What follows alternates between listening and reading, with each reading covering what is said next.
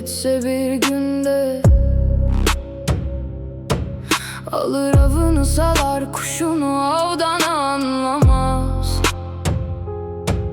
Hükmü yürüyen o adaletsiz beyler,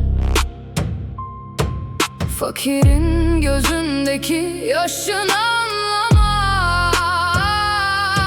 Bilenler gösterir doğru yolu nişanla, akıllı adam söze başlamaz ben ile. Namert oturup akıl danışır korkakla, koç yiğitler korkağın aklından anlamaz. Hak yoluna her kim hayır ihsan eyler,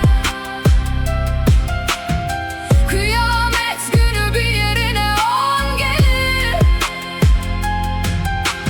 Hükmü yürüyen o zalim beyler,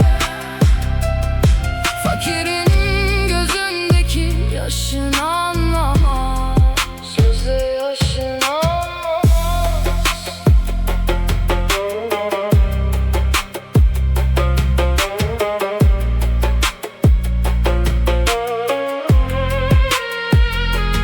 Mert'ten dilek dilesen der ki olur baş üstüne. Bir bahşişle 70 bela defolur gider. Korkakların meclisi çölde çok olur. Düşman görse ne yapacağını şaşırır, işten anlamaz. Namert düşman görse tasadan ölür. Koç yiğitler karşısına çıkan üçü beşin anlamaz. Kılıcı ve gayreti olan halka yön verir. Mert'ten olan orduyu görsen önde yol başlar.